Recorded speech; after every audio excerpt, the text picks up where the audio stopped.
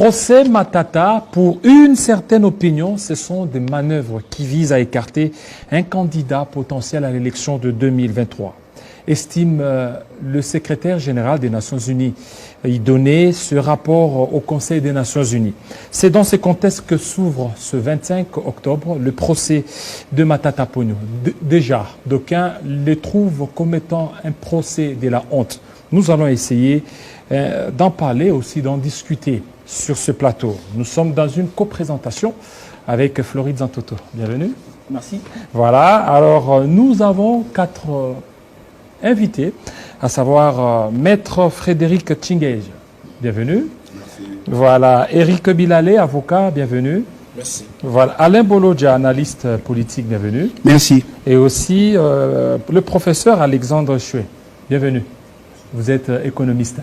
Oui, économiste. Et voilà, effectivement. Alors, je vais commencer par les avocats. Maître Frédéric Tchingej, vous aviez suivi le dernier rapport des Nations Unies. Une toute première dans l'histoire de la République démocratique du Congo pour un secrétaire général des Nations Unies faire un rapport et puis il fait mention d'une personnalité politique assez importante. Évidemment, moi j'ai toujours dit que le droit est une affaire de vérité, bien que d'autres personnes prennent parfois le droit comme une manœuvre, mais pour nous, c'est une affaire de vérité. Quand devant vous se tient une vérité, je pense que c'est très clair quand on est honnête de pouvoir soutenir cette vérité-là. Dès les premiers jours où je suis passé par ici, je vous ai dit que si on devait s'en tenir qu'au droit, ces procès n'auraient jamais lieu. Si nous ne pouvons que dire non, qu'est-ce que les textes disent, ces procès n'auraient jamais lieu. Mais si nous sommes en train de nous avancer vers les procès, ce que vous dites, c'est un forcing. Et un forcing, lorsque nous sommes sur le plan de la procédure judiciaire, les forcing ne peut pas avoir comme base le droit. Donc on doit rechercher ailleurs les raisons de cette procédure déjà entamée. Maître, si je vous comprends bien, ça veut dire que vous appuyez aussi la position du secrétaire général des Nations Unies. Évidemment, pas seulement sa position, c'est la position de plusieurs. Parce que quand la procédure contre le sénateur Matata Ponyo a commencé, nous avons suivi sur le plateau de télévision et de partout les gens réagir. La plupart ont vu venir un forcing. Et ce forcing-là, c'est celui-là que nous parlons de tout le temps ici, c'est de tenter de résoudre un problème politique par la voie judiciaire. Les questions politiques se traitent dans la politique et le droit doit demeurer dans son indépendance pour que une fois qu'une décision est prise, que tout le monde comprenne que c'était ça la vérité judiciaire et la vraie. Voilà. Maître Eric Bilalé, vous êtes internationaliste. Qu'est-ce que ce rapport pourra créer comme incidence sur les déroulés du procès? Oui, merci Jean-David. En fait, d'abord, ce rapport est présenté, c'est un travail ordinaire d'un secrétaire général devant le Conseil de sécurité. Et qu'est-ce que le Conseil de sécurité de l'ONU qui a une responsabilité prépondérante en matière de la paix et de la sécurité internationale va en faire? Ça, c'est un autre débat. Alors, du point de vue judiciaire, moi, je préfère plutôt aborder cette question avec beaucoup de prudence. Oui. Et je pense que le grand travail, quels que soient les rapports du secrétaire général de l'ONU, se fera sur le terrain judiciaire par des avocats. Ce sont des avocats parce qu'on ne voudrait pas, par expérience, faire des a priori sur le comportement du juge, quelle attitude va avoir le juge, parce que saisi par le procureur, parce que le procureur juge, c'est le juge qui va dire les droits, mais les avocats ont une part considérable de responsabilité dans cette affaire. Ce sont eux qui devront démontrer que tel est innocent ou tel est coupable. Parce que si les avocats ne sont pas en mesure de démontrer l'innocence d'un client, le client est cloué. Et s'ils le sont, parce que vous savez, le procès pénal, c'est un affrontement entre une partie accusée et le ministère public qui défend la société. Ils prétendent le défendre. Alors, je crois que sur le terrain judiciaire, c'est une responsabilité. Mais là, vous vous situez au niveau du procès. Mais nous sommes d'abord au niveau de ce qu'a été la réaction ou le comportement du secrétaire général des Nations Unies qui, à mon avis, pour une toute première fois, vous avez un secrétaire général des Nations Unies qui aborde cette question auprès d'une instance, d'un organe, l'organe le plus haut placé du Conseil des Nations Unies, au Conseil de sécurité, et qui parle de ce dossier et qui estime que le dossier est politisé. Oui, politiquement et internationalement, le rapport du secrétaire général fait au Conseil de sécurité peut avoir des implications du point de vue diplomatique. On peut poser des questions, mais du point de vue judiciaire, il n'y a pas de lien. Il n'y a pas de lien entre ce que dirait le Conseil de sécurité des l'ONU sur cette question ou ce qu'a dit le secrétaire général et la procédure judiciaire pénale nationale. Parce qu'il ne faudrait pas oublier que nous ne sommes pas devant une instance internationale. Si on était devant la Cour pénale internationale, je donne une hypothèse, où une personne, par rapport à une situation déférée par le Conseil de sécurité de l'ONU à la Cour pénale internationale est poursuivie, le Conseil peut intervenir en aval pour empêcher des poursuites ou en demander la suspension. Et là, nous sommes dans deux situations séparées. Il y a une procédure pénale nationale qui s'est faite à l'encontre d'un individu et il y a un rapport du Conseil du secrétaire général de l'ONU devant le Conseil de sécurité. C'est pourquoi j'ai dit il faudrait analyser cette question avec beaucoup de prudence et de sérénité. La question liée à la procédure pénale nationale est gérée par les avocats. Et les avocats doivent jouer leur rôle. Je ne voudrais pas que les avocats ne jouent pas leur rôle comme dans des procès précédents, que les avocats jouent réellement leur rôle. On ne peut pas à ce stade dire que tel est coupable, parce que je suis d'ailleurs heureux que le Premier ministre Matata Ponyo soit libre, parce que je souhaiterais le voir comparaître personnellement, librement, jusqu'à la fin du procès et démontrer son innocence. C'est très important. Alors, le rapport du secrétaire général aura des implications politiques internationales et c'est au Conseil de sécurité de voir. Il pourrait faire des recommandations à la République démocratique du Congo tout en veillant sur le respect de l'indépendance de la justice, parce que c'est d'ailleurs, moi je pense que le Conseil de sécurité, aujourd'hui, il s'est décidé d'écrire à la RDC, il lui demanderait de veiller sur le respect des droits de l'homme, sur le respect des droits civils et politiques des personnes poursuivies. Bref, une procédure équitable à l'égard des justiciables. Et de ce point de vue, je pense qu'il faut veiller sur ça et être beaucoup plus prudent. Par expérience, on devait être beaucoup plus prudent, en fait. Voilà, Monsieur Alain Bolodja, vous êtes analyste politique. Est-ce que ce procès a raison d'être?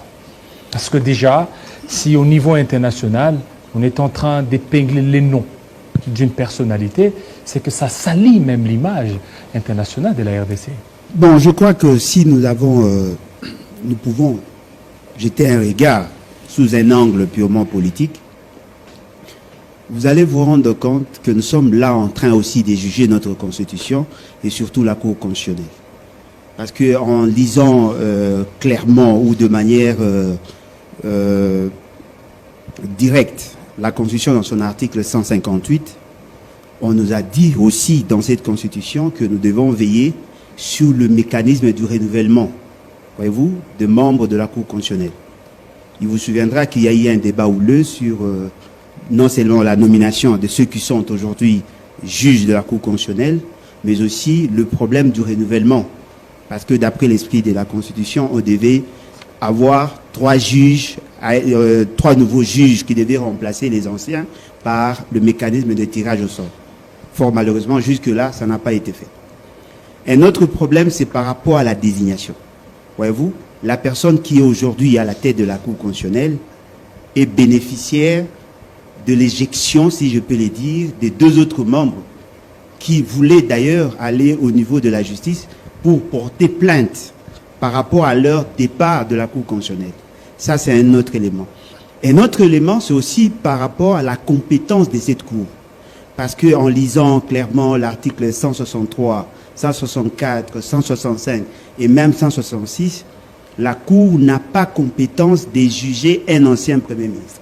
La Cour constitutionnelle. La Cour constitutionnelle n'a pas compétence, je ne sais pas, peut-être sous réserve des juristes qui sont là. On va les écouter tout à l'heure. Est-ce que les juges de la Cour constitutionnelle ont-ils compétence de juger un Premier ministre sortant ou un ancien Premier ministre. Ce qui veut dire qu'au regard de tous ces éléments-là, je crois que c'est aussi une occasion pour nous, qui observons les juristes de loin, de voir si effectivement ils ne disent que le droit ou ils font le droit politique. Parce que je ne peux pas comprendre que la Cour constitutionnelle, qui est chargée de constater la constitutionnalité des actes et de lois, puisse faire fi ou négliger l'approche ou la vision du constituant pour adopter une approche purement politique. Parce qu'en réalité, la Cour ou le juge n'ont d'autorité que la loi.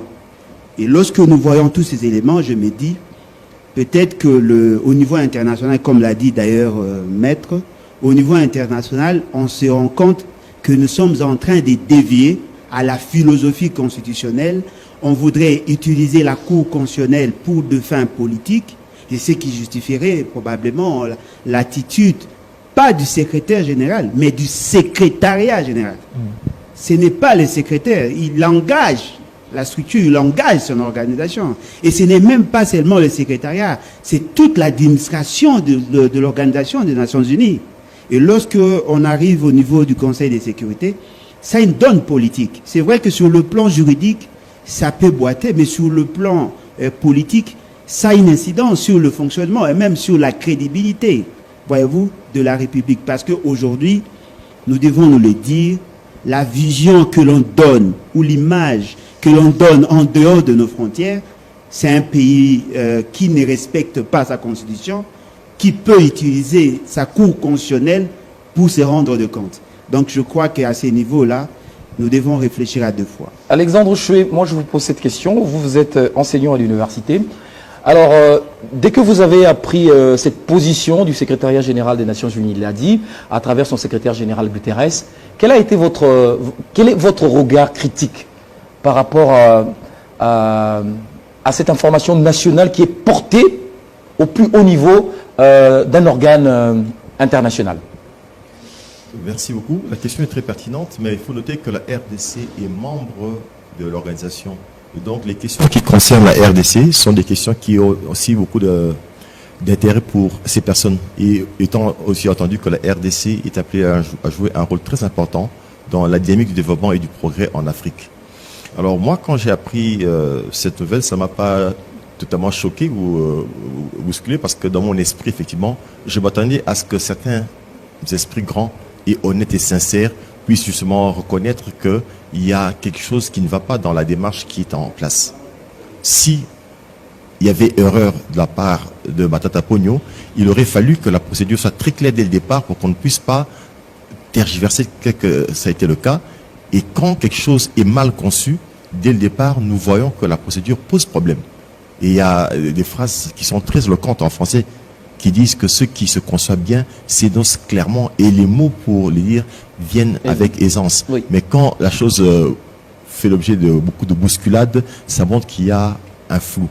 Et si aujourd'hui le secrétaire général des Nations Unies arrive à prendre position par rapport à cette question, c'est qu'effectivement, c'est à un autre niveau que les gens comprennent qu'il y a un malaise. Et j'estime que ça fait pas bonne presse pour la RDC que l'on puisse établir à la face du monde qu'il y a un problème de procédure au niveau de la justice, alors que le pays est engagé depuis des années dans... Donc ça veut dire que déjà avec ce procès, aujourd'hui, le monde entier est au courant que sur ce dossier, sur ce procès, en tout cas, la Cour constitutionnelle s'y est mal prise. Oui, il y a eu beaucoup d'erreurs depuis qu'on a commencé cette série d'attaques contre la personne de Matata Ponyo. Il y a eu beaucoup d'erreurs de parcours, et ça montre effectivement qu'il y a un malaise dans le mode de gouvernance du pays, et surtout dans le domaine de la justice. Et pourtant, le pays est engagé depuis des années dans un cycle de réforme. Donc ça n'aboutit pas, et ça, c'est pas bonne presse. Si nous voulons aller de l'avant, il faut aussi donner des signaux qui vont justement amener les gens à croire en nous. Mais si les signaux ne parlent pas en la faveur du pays, est-ce qu'on a raison de se taper le torse pour dire que nous avançons? Je pense qu'il y a quand même lieu d'être honnête et de reculer pour dire non, ça ne va pas. Parce que c'est une question nationale, certes, mais qui a une portée grandiose, parce que la personne de Matata Ponyo a quand même une certaine renommée dans le milieu politique africain et mondial. Il y a des relations aussi avec des gens. Et bien quand on entend parler en mal de Matata, il y a lieu de se demander mais pourquoi on parle de lui en mal. Qu'a-t-il fait ou que se passe-t-il? Parce que beaucoup ont une image de la personne. Alors ceux qui ne connaissent pas la personne peuvent dire tout ce que bon leur semble. Mais ceux qui savent qui est Matata ou que vaut Matata, ils prennent un peu de recul pour dire mais qu'est-ce qui se passe exactement? Donc ils s'interrogent. Et je pense que si le général l'a fait, c'est pas parce qu'il est cousin ou frère de Matata, mais c'est parce que justement il a pris le temps de réfléchir à suffisance autour de la question. Donc c'est quand même un peu choquant. Et encore choquant parce que nous avons suivi le chef de l'État parler à partir de l'Est du pays. Il a parlé en bien de Matata. Mais c'est lui le patron même de la justice dans ce pays, disons-le. Mais si lui, il estime que Matata est quelqu'un de bon, de bien, et qu'il a fait quelque chose pour ce pays, parce qu'il l'a dit à plusieurs reprises, et que la justice traite le dossier avec une vitesse pas très constante, c'est pas qu'il y a un problème de contradiction. Et cette contradiction affaiblit l'État. Parce que la force de l'État réside aussi dans la cohérence, dans la conception et dans la conduite de l'action gouvernementale. Mais lorsqu'il y a des problèmes au niveau conceptuel et que la mise en œuvre pose problème, ça fragilise, ça fragilise. Moi, je pense que quand le président de la République avait soulevé cette question, il aurait fallu que le gouvernement analyse avec beaucoup de froideur la question. On dit non, attention, n'allons pas vite en besogne, ne laissons pas la justice éclabousser le pays, parce que le président de la République a donné une lecture sur la place publique. Et attention, il faut insister là, ce n'est pas la présidence de la nation, c'est le président de la République qui a parlé. Voilà. Alors, je vais justement vous donner cette occasion de pouvoir continuer avec des questions, mais je vais profiter pour poser cette question à Maître Frédéric.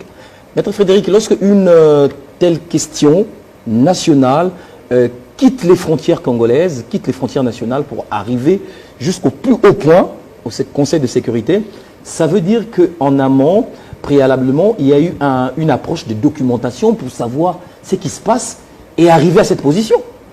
Évidemment, vous êtes sans ignorer que nous cohabitons avec la MONUSCO, ça fait des années. C'est supposé que tout ce qui se passe sur le plan politique dans notre pays est au même moment examiné par les Nations Unies à travers la MONUSCO. Et le rapport tel qu'il a été déposé sur la question de Matata Ponyo, il y a des évidences que tout juriste ou quiconque peut lire les textes de loi et comprend qu'il ne s'agit pas d'une procédure judiciaire régulière. Parce que, en termes de procédure, parce que je suivais mon confrère dire, les avocats ont un grand rôle. Et c'est vrai. Mais pour les avocats, ce grand rôle à ce stade n'est pas de justifier la culpabilité ou l'innocence de Matata. Non. Parce que nous lisons l'article 16 de notre Constitution que les Nations Unies maîtrisent. Nul ne peut être poursuivi, arrêté, détenu ni condamné qu'en vertu de la loi et dans les formes que la loi prévoit. C'est un principe universel. C'est universel. Et si nous examinons la procédure de Matata Ponyo, nous comprenons que sur le plan de la forme, rien n'a été fait en vertu de la loi.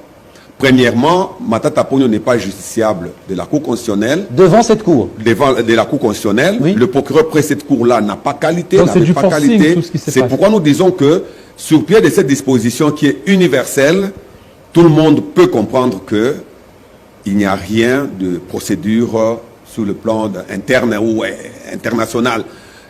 Il fallait que son juge naturel ou le procureur près son juge naturel déclenche les poursuites. Celui qui les a déclenchées n'en a pas la qualité. Donc ça veut dire qu'à la MONUSCO là-bas, ils ont aussi la constitution congolaise. Évidemment, parce qu'ils sont chez nous. C'est une mission pour la RDC. C'est une mission pour la RDC. Et on ne vient pas en RDC sans maîtriser les textes. Et les premiers de nos textes, nous avons la Constitution qui vient en premier. Et la disposition qu'elle vous donne, elle est constitutionnelle. Alors, les procureurs qui poursuivent Matata Ponyo n'a pas qualité. Nous comprenons d'entrée de jeu qu'il y a quelque chose qui ne va pas. Et des deux, Matata Ponyo n'est pas Premier ministre en fonction pour que cette cour-là, demain, l'entende, parce qu'on dit que l'affaire est fixée.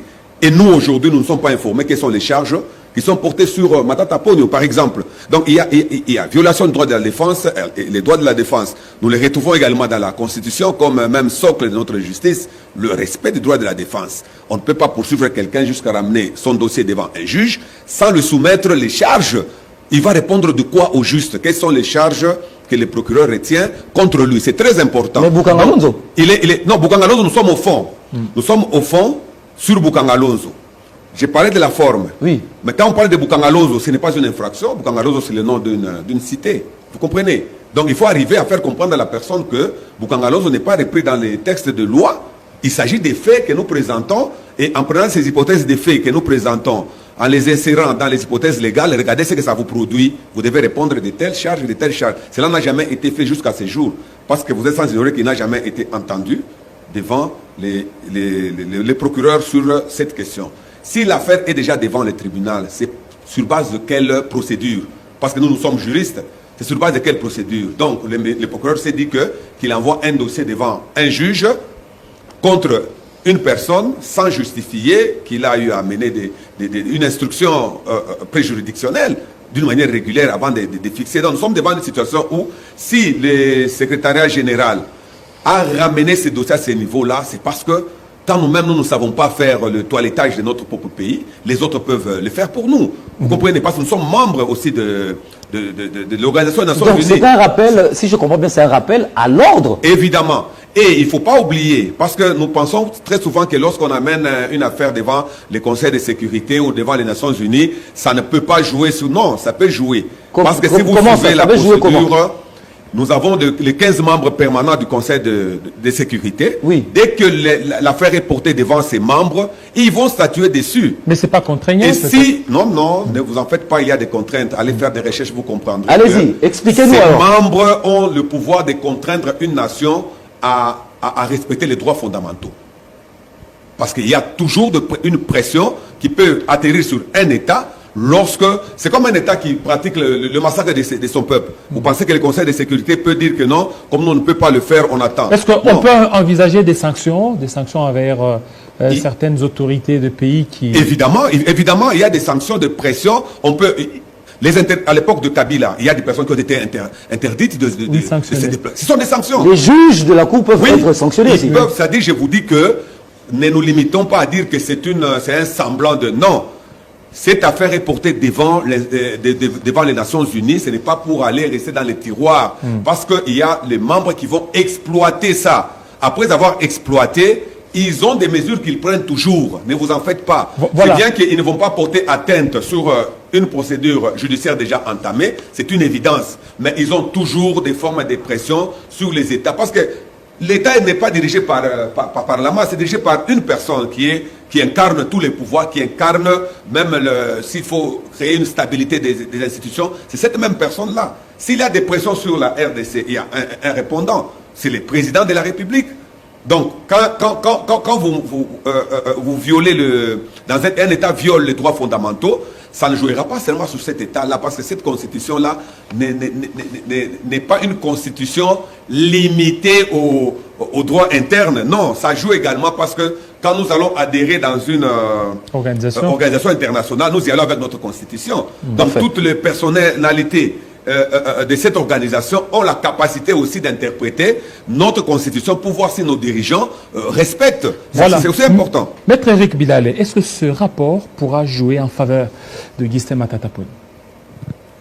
Oui, politiquement, si ce rapport, comme le rapport le dit, politiquement, comme je l'ai dit, en fait, du point de vue du cours de procès, parce que là aussi, j'ai des réserves prudentes en ce qui concerne la qualité de la procédure telle que menée par les procureurs depuis sa requête aux fins de fixation adressée à la Cour constitutionnelle. Bon, ce qui concerne les questions de compétence, je ne peux pas revenir là-dessus parce que ce sont des questions à dire devant le juge et j'ai beaucoup de réserves là-dessus aussi. Je vous dis, le rôle des avocats est prépondérant dans cette affaire. Vous savez, dans une procédure pénale, il y a beaucoup d'enjeux. Il y a la liberté, il y a la vie, il y a les patrimoines. Donc, il faut que les avocats jouent pleinement leur rôle. Et à quel moment ils doivent jouer ce rôle-là? À tout moment. Ben ici, nous sommes par exemple dans la phase préjuridictionnelle. Le Premier ministre a dénoncé la procédure au niveau de la forme. Moi, je ne rentre pas là-dedans. Je respecte les positions prises par les confrères. Oui. Moi, j'ai beaucoup de réserves sur cette question. Je ne peux pas me prononcer pour l'instant sur cette procédure-là parce qu'il y a beaucoup de choses à dire devant le juge. Alors, je voudrais simplement dire que les avocats ont un rôle prépondérant dans cette affaire. Parce que dans toute procédure pénale, il y a des choses à dire. Il y a des choses à dire du point de vue des droits fondamentaux, du point de vue de garantie des droits de la défense. Et il ne faudrait pas oublier que nous sommes en matière pénale. En cette matière, la preuve est libre. Maître, moi je voudrais vous poser C'est-à-dire- une question au regard de vos connaissances sur le droit et au regard de vos connaissances sur la constitution congolaise. Matata Ponyo est-il redevable devant la Cour constitutionnelle? Parce que lui dit non. Bon, en fait, devant la Cour constitutionnelle, en matière pénale, en droit constitutionnel pénal congolais, la Cour constitutionnelle elle est juge pénal du président de la République et du Premier ministre. En fonction. Pour les infractions commises dans l'exercice de leurs fonctions. Il y a 4 infractions. Dans l'exercice, non, l'élément fondamental, c'est l'exercice des fonctions. Si un président de la République, Oui. à l'occasion de l'exercice de ses fonctions, commet une infraction, par exemple pour le cas de président du Premier ministre, la Cour constitutionnelle, par exemple, l'infraction, il y a 4 infractions, il y a la haute trahison, Oui. il y a les délits d'initiés, il y a l'outrage au Parlement qui ne peut être commis que par le Premier ministre parce que le président de la République n'est pas rédévable devant l'Assemblée nationale. Mais ça et le Sénat. suppose qu'on parle du président et du Premier ministre en fonction. Oui, l'exercice des fonctions. L'exercice des fonctions. C'est un élément fondamental. Ça veut dire quoi autrement? Ça veut dire que même quand vous quittez les fonctions présidentielles et que la prescription, parce qu'il y a 2 prescriptions au droit pénal, il y a la prescription de l'action publique et la prescription de la peine. La prescription de l'action publique, une fois dépassée, éteint l'action publique. C'est-à-dire pour ces infractions-là, vu le délai passé, on ne peut plus les poursuivre. Il y a extinction de l'action publique. Même si vous quittez la présidence de la République et que le délai de l'action publique demeure, on peut intenter une action parce que l'infraction ne va pas rester impunie. Même concernant toute fonction, c'est un principe du droit pénal. C'est-à-dire les infractions sont commises à l'occasion de l'exercice des fonctions. C'est l'élément fondamental pour Parlez établir en la termes simples compétence pour faire matérielle. comprendre ceux qui sont à la maison, parce que là je suis un peu perdu. Oui, à des termes je simples. veux revenir à mettre... À des termes simples. À des termes simples. Oui. Pour les infractions commises à l'occasion de l'exercice des fonctions ou dans l'exercice des fonctions, on peut vous poursuivre pendant que vous êtes en fonction ou Après. lorsque vous avez quitté les fonctions conformément au délai de Par la même cour. prescription. Parce que par la même cour. le Code pénal livre 1 pose le principe de délai de l'action publique pour des infractions, par exemple, punissables de 5 ans, de 0 à 5 ans, la prescription de l'action publique est de 3 ans. C'est-à-dire, dépasser 3 ans, on ne peut plus poursuivre ces infractions. Il y a des délais, en fait. Alors ça, c'est un autre débat matériel. Oui, attendez, avant que vous matériel. continuez, évidemment, vous êtes d'accord avec ça? Non. Parce que vous, l'explication est différente. Oui, c'est très différent et moi je veux devoir soutenir ce que j'ai dit par des dispositions. Oui, allez-y. C'est-à-dire lorsque un président de la République Oui. a commis une infraction dans l'exercice de ses fonctions en RDC, dès qu'il n'est plus président, il est géré par une autre loi. C'est la loi portant statut des anciens présidents de la République. Ce n'est plus la loi qu'il est géré pendant qu'il était président de la République. Ah bon? Oui, il existe une loi portant statut des anciens présidents de la République. C'est-à-dire pour tous les actes commis pendant qu'il était président de la République, il y aura des poursuites s'il n'y a pas encore prescription, mais pas en rapport avec la loi portant sur la Cour constitutionnelle, mais ce sera sur cette loi-là. C'est une loi spéciale sur les statuts des anciens présidents de la République. Et pour le Premier ministre? Pour le Premier ministre, il n'a pas de juge naturel s'il devient ancien Premier ministre. Pourquoi? Parce qu'en droit constitutionnel, en droit pénal constitutionnel, les présidents de la République et les premiers ministres sont les 2 seules personnalités justiciables devant la Cour constitutionnelle pendant qu'ils sont en fonction, ainsi que leurs complices ou co-auteurs.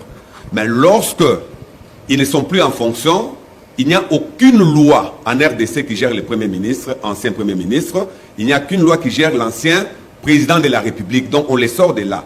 Et la preuve de ce que je dis, c'est l'article 167 de la Constitution qui vous donne la sanction.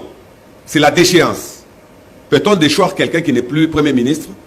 Peut-on déchoir quelqu'un qui n'est plus président de la République? C'est-à-dire l'idée même du législateur, c'est la déchéance lorsque vous êtes poursuivi en tant que président de la République ou vous êtes poursuivi en tant que Premier ministre.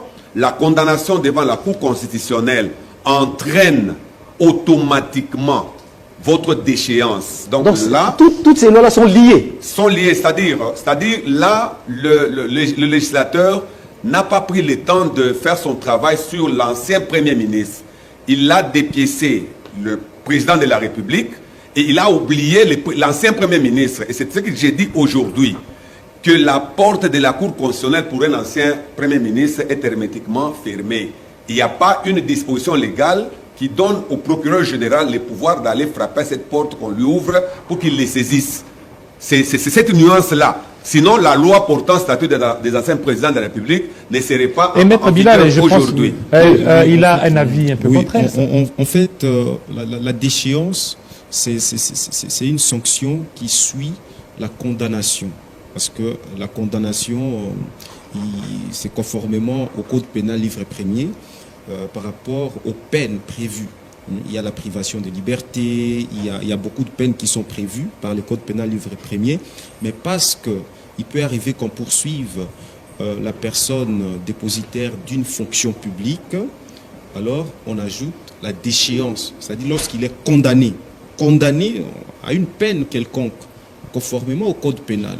Alors, quand on est condamné et qu'on a été poursuivi pendant l'exercice des fonctions, alors on est déchu de ses fonctions, parce qu'on ne peut plus exercer ses fonctions compte tenu de l'indignité. Bon, en ce qui concerne d'autres débats, je vous ai dit que j'ai beaucoup de réserves sur ces questions. Il y a beaucoup. Alors, on va poursuivre avec les autres invités. Voilà.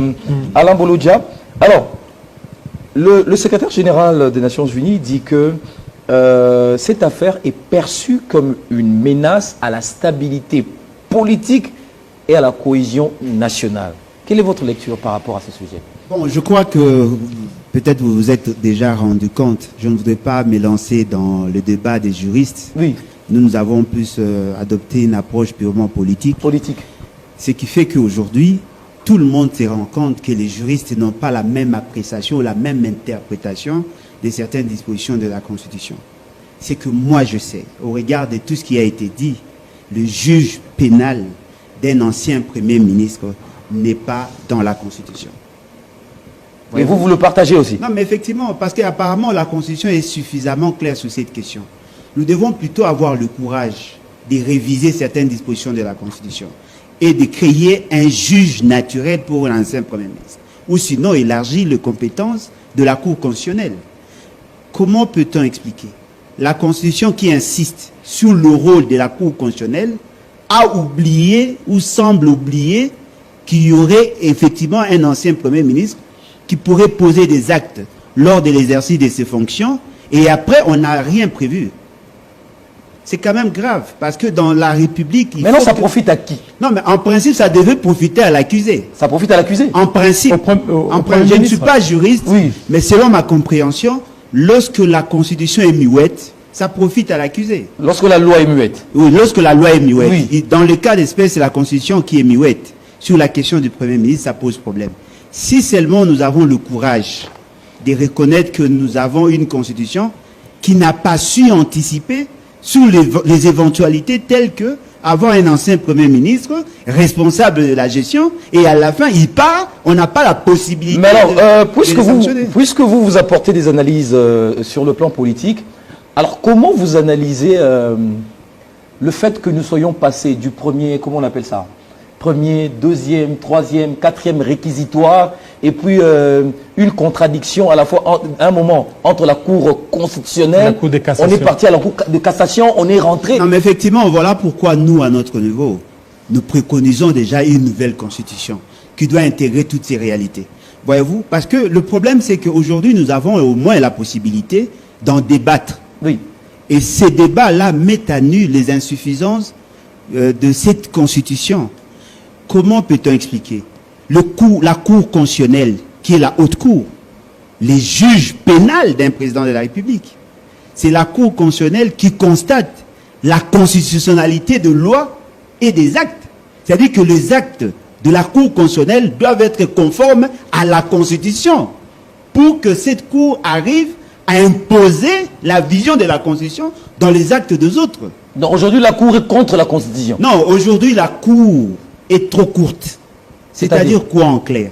C'est-à-dire que la Cour constitutionnelle n'est pas en mesure de garantir la constitutionnalité de ses propres actes. Voilà. Ça, c'est un autre débat. Parce que dans les débats de société, vous savez, aujourd'hui, quand on nous voit en dehors de nos frontières, tout le monde se rend compte qu'effectivement, il y a une sorte de boulimie ou une sorte d'obésité de connaissance de nos juristes. Ils doivent arriver effectivement à reconnaître que la Constitution a été muette sur cette question.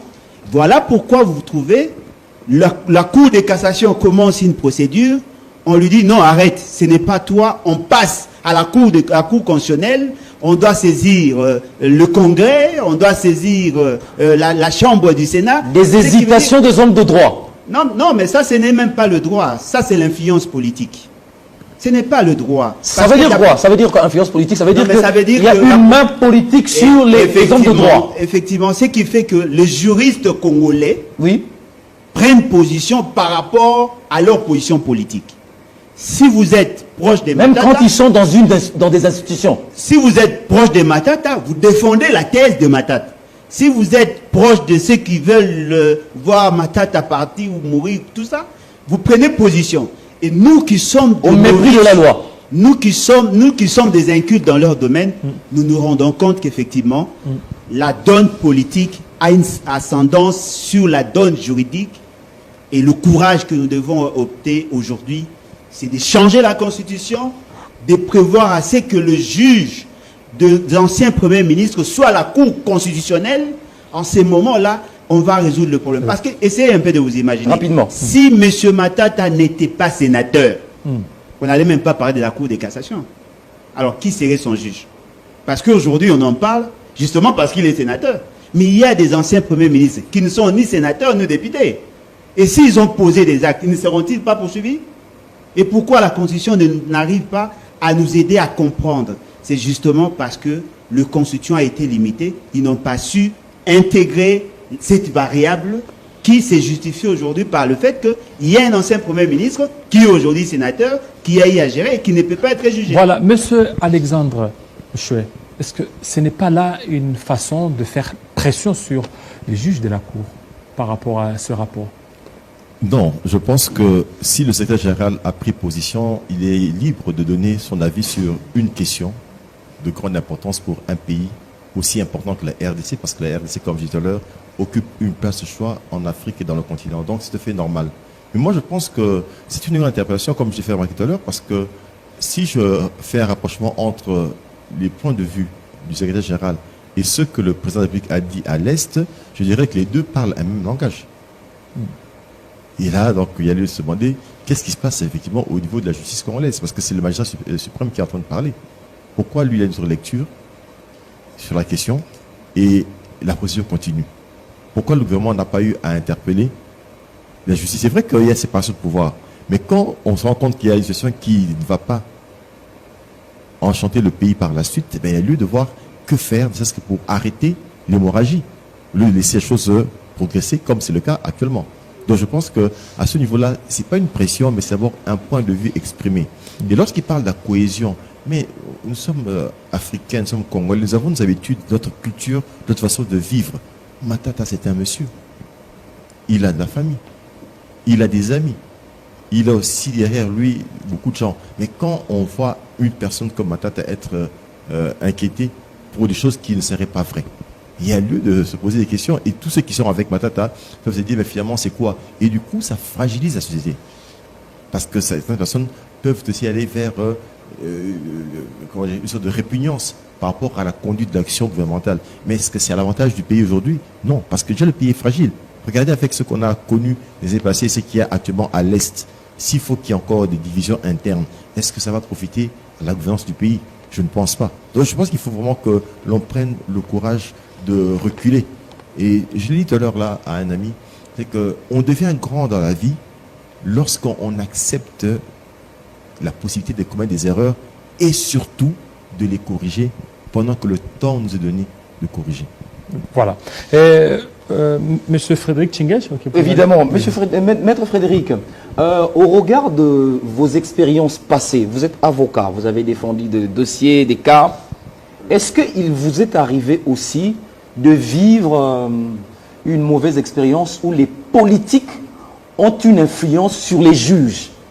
Est-ce que ça, c'est déjà arrivé? Est-ce que ça arrive aussi? Évidemment. Vous savez, nous sommes dans un pays où le pouvoir judiciaire n'a pas sa liberté.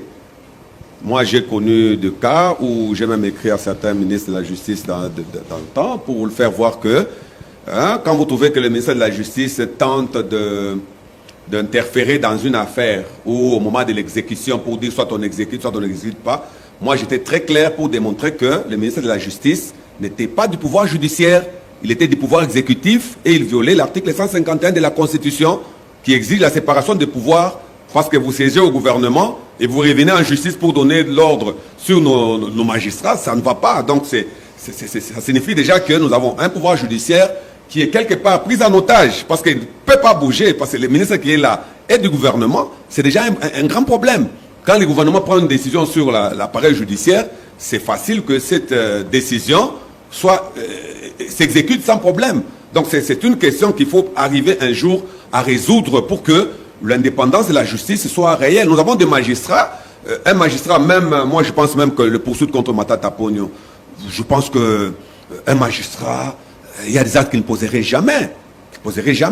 Mais on sent qu'un magistrat tellement intelligent et puis il est près de la Cour constitutionnelle, quand on examine certains des actes, par exemple quand il sollicite par voie de réquisitoire la levée des immunités, si nous revenons dans l'idée que le Premier ministre, l'ancien Premier ministre pouvait être poursuivi par lui, mais le déclenchement de la procédure, c'est par un congrès. Est-ce qu'un congrès peut siéger pour quelqu'un qui n'est ni Premier ministre ni président de la République? C'est quelle disposition qu'il est dit?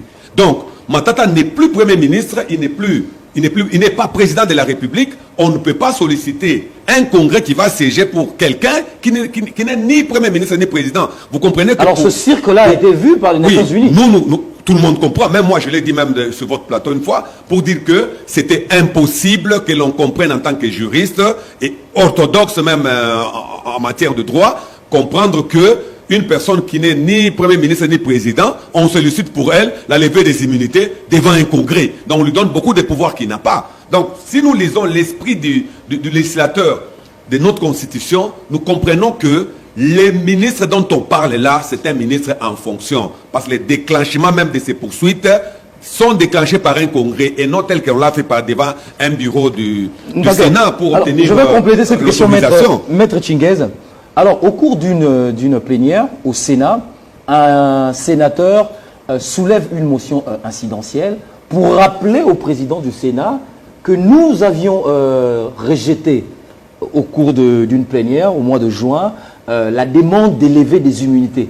Comment se fait-il que notre collègue Matata Ponyo soit encore poursuivi devant la justice à un dossier sur une affaire que nous, sénateurs, avions refusé de lever les immunités? Alors vous avez la réponse du président du Sénat qui dit c'est une affaire qui est auprès de la justice, il ne peut pas s'y mixer.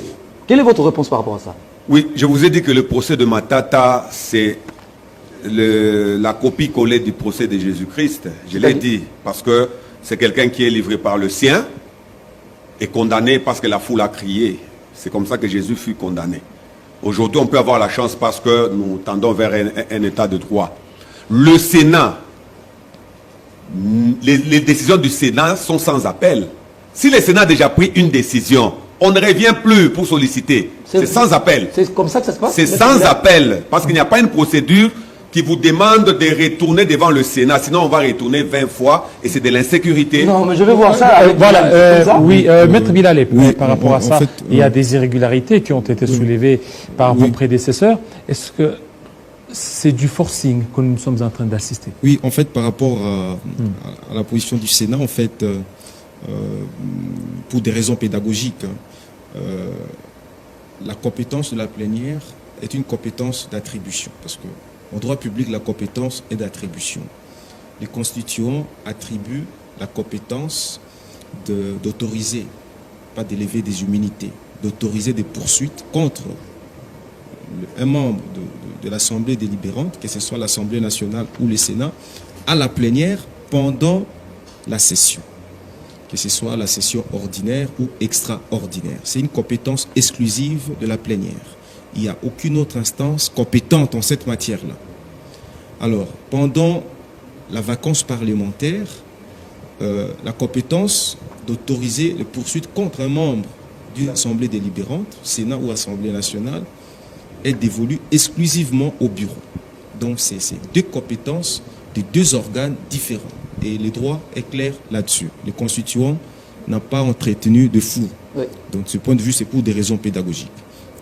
Alors, je voudrais aussi pour des raisons pédagogiques, parce que cette question dont nous débattons aujourd'hui sur la compétence de la Cour constitutionnelle à poursuivre soit le président de la République, soit l'ancien, soit le Premier ministre en fonction, soit l'ancien, a été débattue avec beaucoup de maestria à l'encadre de la Constitution du 18 février 2006, je crois en 2010, à l'occasion d'une grande conférence. Je me rappelle que le professeur Vundoy nous posait une question fondamentale, celle de savoir si, à 10 jours de la fin de son mandat, un président de la République comparaît devant la Cour constitutionnelle, jugé, alors qu'il n'y a pas encore de jugement, les condamnant ou l'acquittant.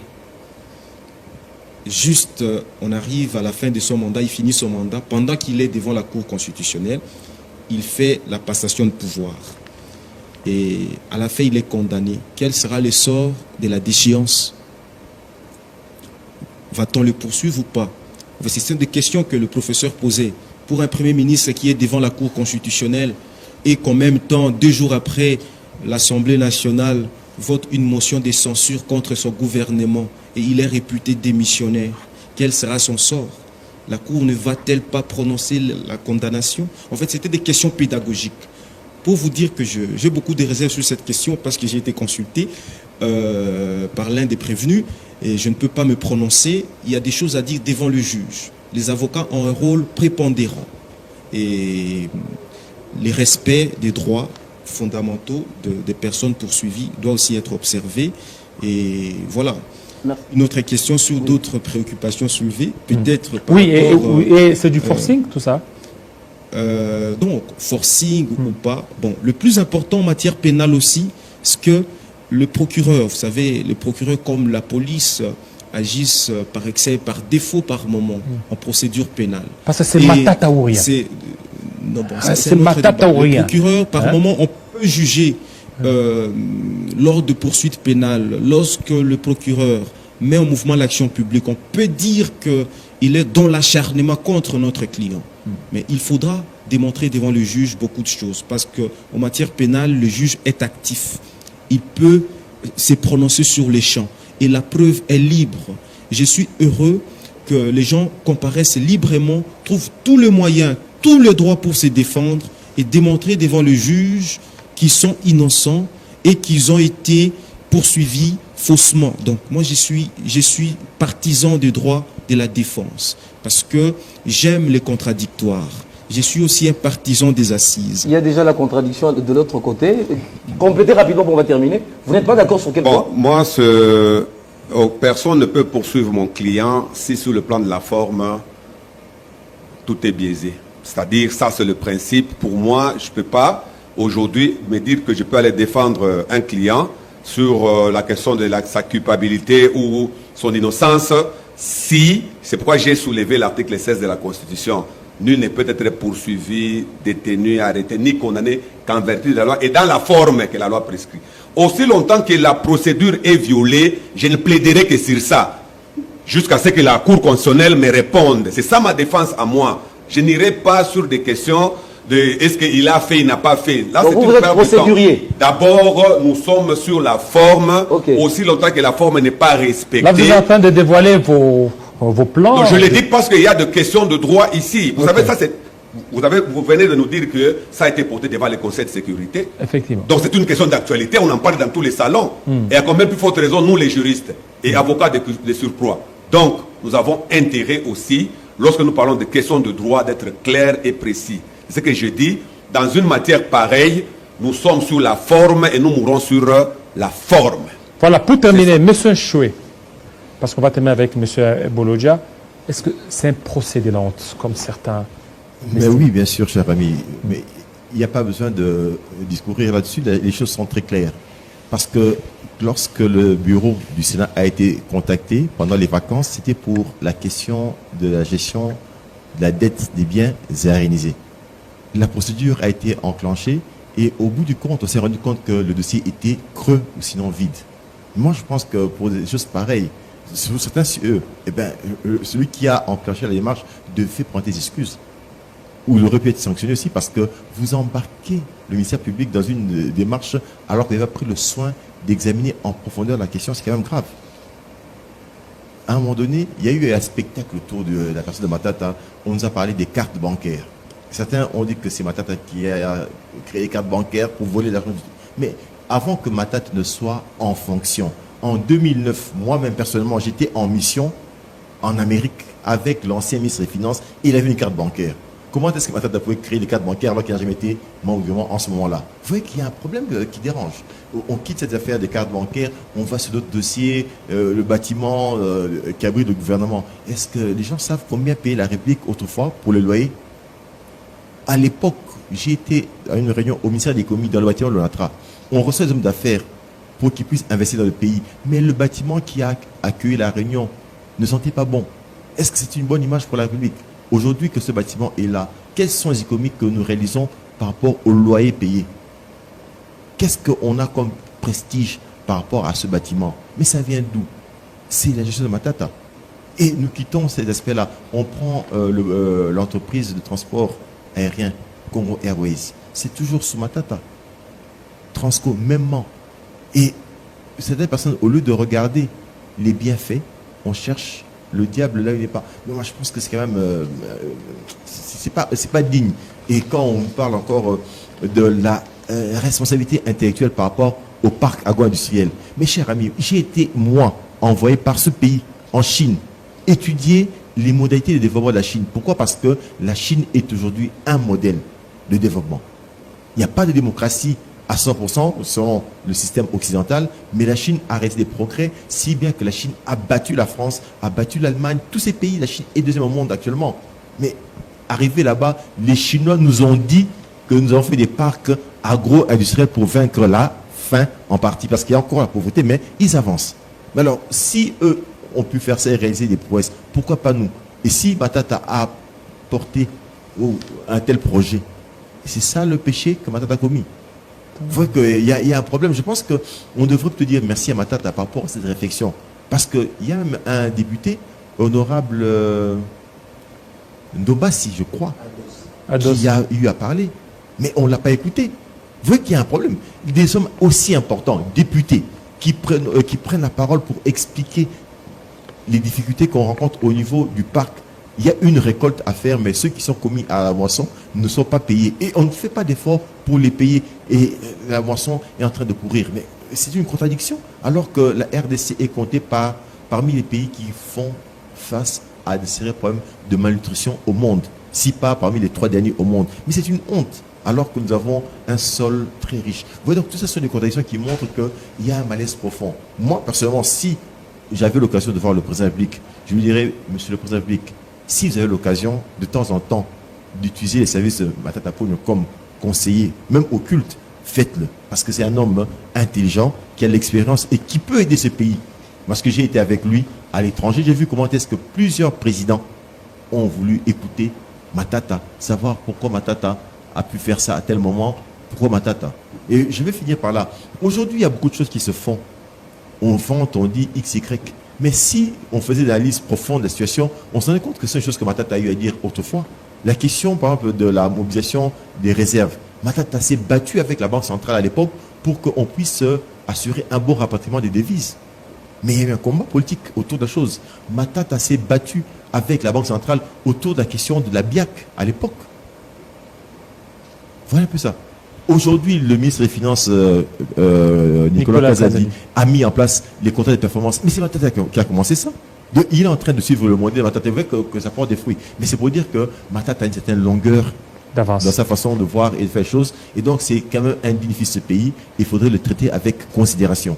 Voilà, M. Bolodia. Bon, je ne partage pas totalement l'approche du professeur, mais je crois qu'il y a du bon dans ce qu'il a dit. Vous savez, pour que notre pays soit stable, il faut que le dirigeant rende compte. Voyez-vous? Chaque fois que vous assumez de fonction, vous devez vous assumer aussi. C'est-à-dire que quand vous prenez des décisions, il faut savoir comment l'assumer. Ça, c'est un principe. Mais la question ici de Matata, il y a deux volets. Premièrement, par rapport à la procédure, et deuxièmement, par rapport au fond. Par rapport à la procédure, nous tous, nous savons que la procédure n'a pas été respectée. Parce que lorsque l'IGF a commencé avec le dossier, on a parlé de la Cour de cassation.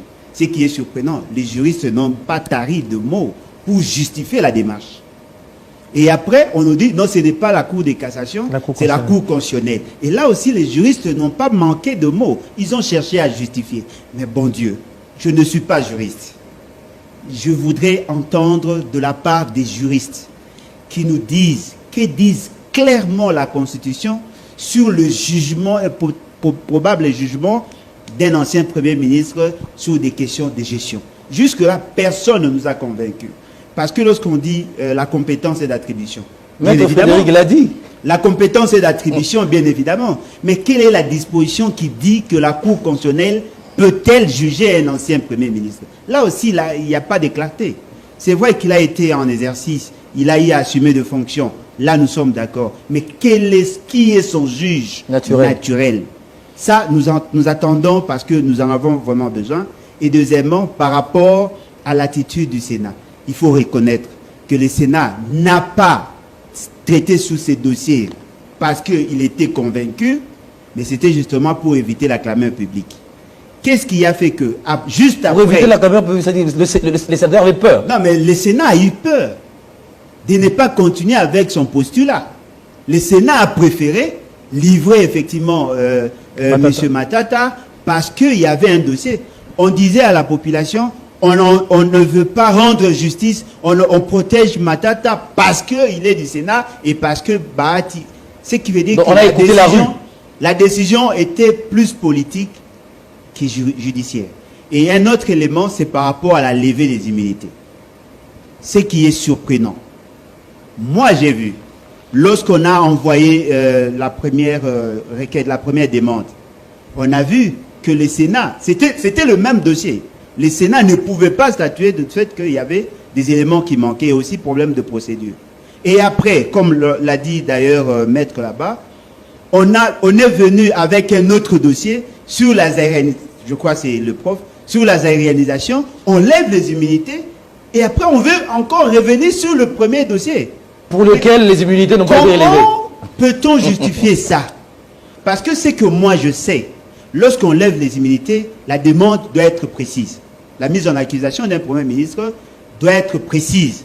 On doit tabler sur le dossier et aussi sur l'instance habilitée à les juger. Et fort malheureusement, dans ces ping-pong-là, on s'est rendu compte, comme tout le monde, qu'il y a effectivement une main noire, bien que nous connaissons la main, il y a une main noire, mais moi je voudrais que l'on débatte de plus en plus sur cette question et même arriver à déceler les faiblesses de la Constitution pour que cette fois-là, que nous ayons une nouvelle Constitution qui va nous empêcher, nous éviter ces genres de spectacles. Merci. Merci à vous, Frédéric Tchingej, de votre participation, Eric Bilalé, Alain Bolodja, ainsi qu'Alexandre Chouet.